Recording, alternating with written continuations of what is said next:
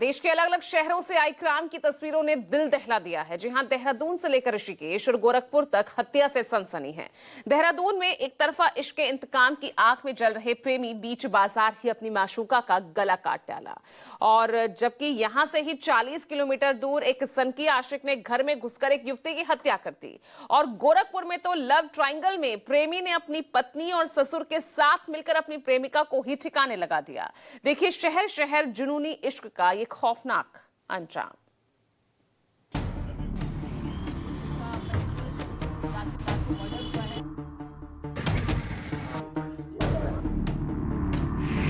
एक तरफा इश्क में प्रेमी का जानलेवा इंतकाम,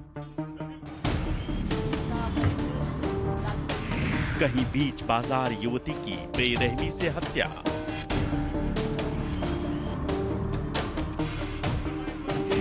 कहीं घर में घुसकर सीने में मारी गोली,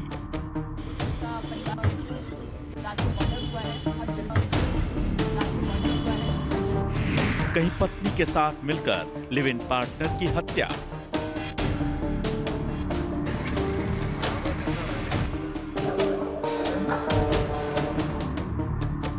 शहर शहर जुनूनी इश्क का खौफनाक अंजाम।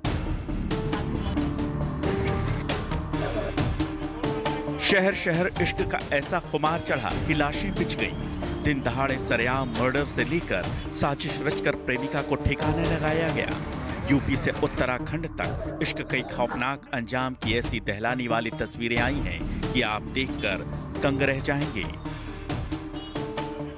ये तस्वीरें उत्तराखंड की राजधानी देहरादून के पलटन बाजार की हैं, जहां एक सनकी आशिक ने एक तरफा इश्क में एक 23 वर्षीय युवती की धारदार हथियार से बेरहमी से हत्या कर दी। दिन दहाड़े हुए इस हत्याकांड से हड़कंप मच गया। सनकी प्रेमी ने बीच बाजार युवती पर चापड़ से हमला कर दिया। ये देख इलाके में दहशत फैल गई। युवती बेचारी सड़क पर पड़ी तड़पती रही। गंभीर रूप से घायल युवती को आनन फानन में अस्पताल पहुंचाया गया, लेकिन अस्पताल पहुंचने से पहले ही उसने दम तोड़ दिया। दरअसल लड़की देहरादून के पलटन बाजार में एक दुकान पर काम करती थी और घटना के समय स्कूटी से काम पर जा रही थी। इसी दौरान सनकी शख्स ने उस पर चापड़ से ताबड़तोड़ हमला कर दिया। घटना की सूचना मिलते ही पुलिस टीम मौके पर पहुंच गई।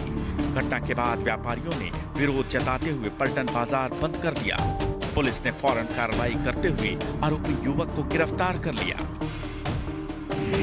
गिरफ्तार आरोपी की पहचान 27 वर्षीय आकाश कुमार के रूप में हुई है। आरोपी के पास से वारदात में इस्तेमाल किया गया चापड़ भी बरामद कर लिया गया है। पुलिस पूछताछ में पता चला है कि मृतका और आरोपी एक दूसरे को पहले से जानते थे। जब युवती ने आरोपी से बातचीत बंद कर दी तो गुस्से में आकर आरोपी ने बीच बाजार उसकी हत्या को अंजाम दे दिया। दरअसल आरोपी युवती को बीते कई दिनों से धमकी दे रहा था। इसके बाद युवती ने 31 जनवरी को पुलिस को आरोपी के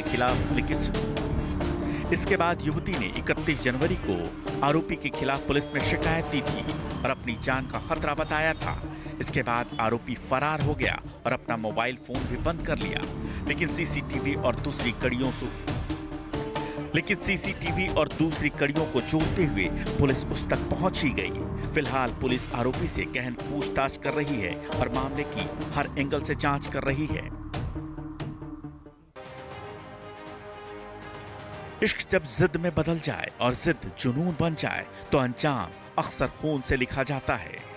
उत्तराखंड की राजधानी देहरादून से महज 40 किलोमीटर दूर ऋषिकेश में भी एक ऐसी ही सनसनीखेज वारदात ने पूरे इलाके को झकझोर कर रख दिया है। एक तरफा प्यार, टूटी उम्मीदें और भीतर पनपती घुटन ने एक युवती की जान ले ली, लेकिन कातिल ज्यादा देर तक कानून की पकड़ से बाहर नहीं रह सका। दरअसल 31 जनवरी की रात जब पूरा शहर गहरी नींद की आगोश में था, तभी एक युवती के कमरे में गोलियों की आवाज ने सन्नाटे को चीर दिया। बाइक सवार हत्यारे ने घर का गेट खुलवाया और सीने में गोली मार दी। सुबह होते होते साफ हो गया कि ये कोई अचानक हुआ अपराध नहीं, बल्कि पहले से रची गई खौफनाक साजिश थी। मृतका प्रीति रावत को लंबे समय से एक शख्स शादी के लिए दबाव डाल रहा था, और जब उसने शादी से इनकार किया तो यही इनकार उसकी मौत की वजह बन गया। प्रस्तावित थी, सब कुछ फैसला हो रखा था, डिसीजन हो रखा था, मेरे पापा खिलाफ थे, फिर भी मेरे पापा को मनाया हम सब लोग ने कि हम नहीं कर सकते, फिर भी हमने मनाया। मैंने खुद सपोर्ट किया, भाई ने सपोर्ट किया, दूसरे भाई ने, सबने सपोर्ट किया। फिर उसको मारने की क्या जरूरत पड़ गई थी? क्यों मारा? मनमुटाव किस चीज को लेकर रहता उसको लेकर था, दारू पीता था, रात को जाता था, रात में उसको जबरदस्ती करना था कि नहीं मैं अभी बात करूंगा, मुझे अभी रात को क्या बात करना था? पुलिस चौकी में बात क्लियर हो चुकी थी कि रात को नहीं जाएगा घर पे, फिर क्या जरूरत थी रात में घर पे जाने की? और सब बातें उसको रात को ही करनी होती थी, दिन में नहीं करनी होती थी, रात में करनी होती थी। क्यों? कि जल्द से जल्द उसको फांसी हो, इसके अलावा हमें कुछ नहीं चाहिए, क्योंकि वो खुद अपने मुंह से बोल चुका था, प्रीति मैं तेरे को मारूंगा और उसके बाद मैं खुद फांसी पे लटक जाऊंगा। तो हमें यही चाहिए कि अब उसको फांसी मिले, उसके अलावा हमें कुछ नहीं चाहिए। वो छूटना नहीं चाहिए, बाहर रहेगा कल को। मेरे भाई को धमकी दे रखी है, छोटे भाई को धमकी दे रखी है, मेरे को धमकी दे रखी है, पापा मम्मी भाई सबको, पूरे खानदान को हमारी धमकी दे रखी है। तुम्हारे मेरे को बोला तुम्हारा भी परिवार है, मेरा भी परिवार है, हमको भी मार देगा कल को। हमें भी डर है, अब ये नहीं छूटना चाहिए। घटना की सूचना मिलते ही पुलिस महकमे में हलचल मच गई। वरिष्ठ अधिकारी खुद मौके पर पहुंचे। अपराध की नजाकत को देखते हुए कोतवाली स्तर से लेकर विशेष दस्तों तक को मैदान में उतार दिया गया। पुलिस ने घटनास्थल से लेकर शहर के हर उस रास्ते को खंगालना शुरू किया जहां से आरोपी के भागने की संभावना थी। सीसीटीवी कैमरों की आंखों ने बहुत कुछ देखा था, बस जरूरत थी उन तस्वीरों को जोड़ने की। फुटेज, तकनीकी विश्लेषण और मुखबिर तंत्र के सहारे पुलिस को ये साफ संकेत मिल गया कि कातिल वारदात के बाद राज्य के बाहर निकल चुका है। इसके बाद शुरू हुई एक तेज और सटीक तलाश। उत्तर प्रदेश के सहारनपुर में जब पुलिस ने दबिश दी तो इश्क के नाम पर कत्ल करने वाला आरोपी सुरेश गुप्ता आखिरकार गिरफ्त में आ गया। पूछताछ में उसने जो कहानी बताई वो रिश्तों की उलझन और मानसिक विकृति की खौफनाक तस्वीर पेश करता है।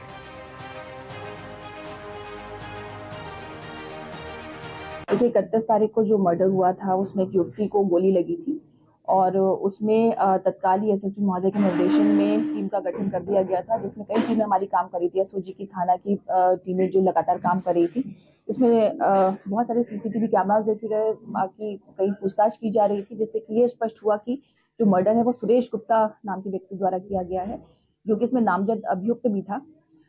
इसके आधार पर जब हमारी टीमें इनकी दबिश के लिए जा रही थी तो प्रदेश के बाहर ये पता चला था कि दिल्ली में होने की पूरी संभावना है। सीसीटीवी ट्रैक करते हुए मालूम चला था।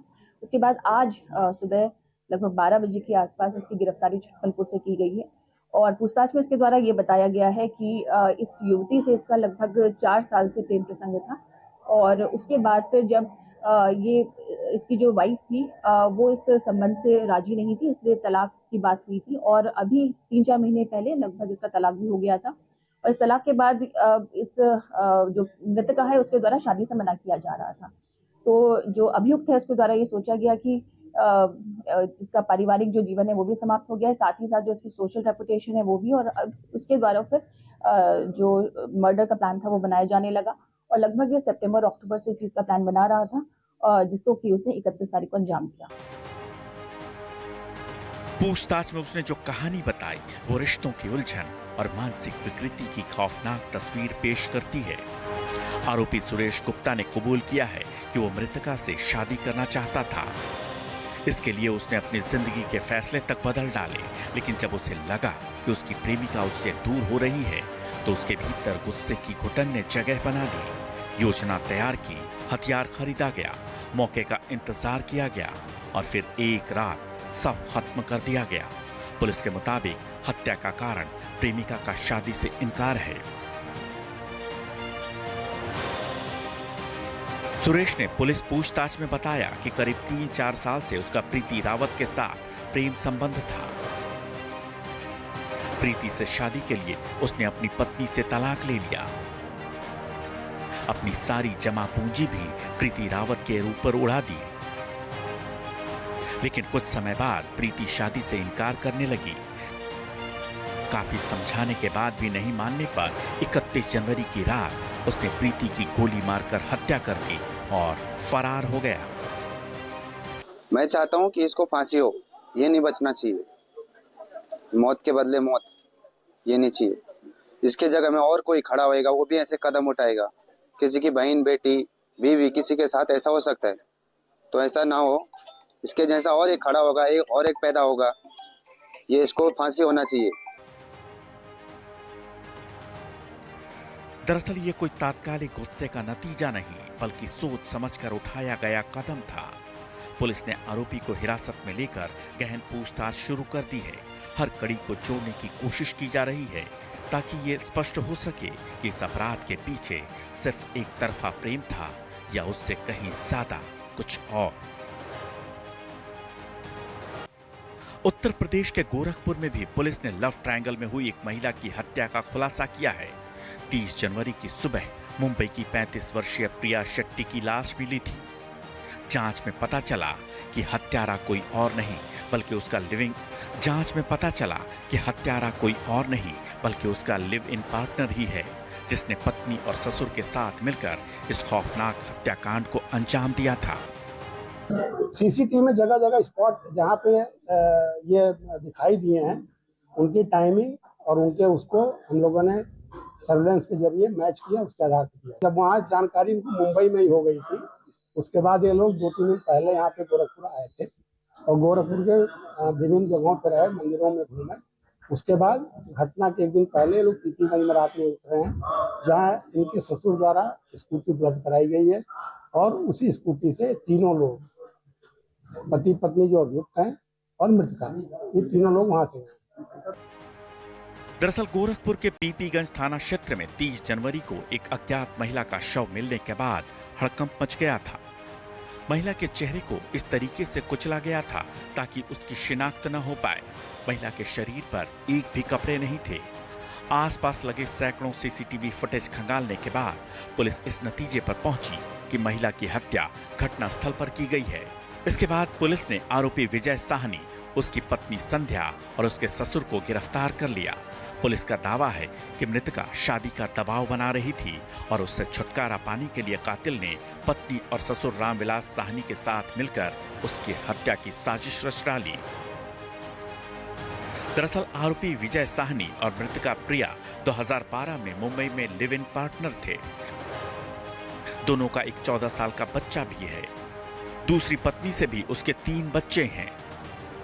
मृतका विजय से शादी करना चाहती थी, लेकिन विजय ने 2014 में गोरखपुर में एक महिला से शादी कर ली। दोनों का मिलना जुलना जारी रहा। इस दौरान मृतका बार बार विजय से पत्नी को छोड़ने का दबाव बना रही थी। इस बीच विजय ने अपने ससुर और पत्नी संध्या के साथ मिलकर उसकी हत्या की योजना बनाई और मृतका प्रिया शेट्टी को मुंबई से गोरखपुर बुलाया। पहले विजय ने मृतका प्रिया शेट्टी के साथ शराब पी, फिर स्कूटी पर बैठाकर एक सुनसान जगह ले जाकर उसकी हत्या कर दी और शव की शिनाख्त न हो पाए इसलिए उसके चेहरे को किसी भारी चीज से कुचल डाला। विजय ने उसके शरीर के कपड़े भी उतारकर पूरी तरीके से नग्न कर दिया ताकि उसकी पहचान न हो पाए, लेकिन आखिरकार वो पुलिस की गिरफ्त से बच नहीं सका। Bureau report, news 24।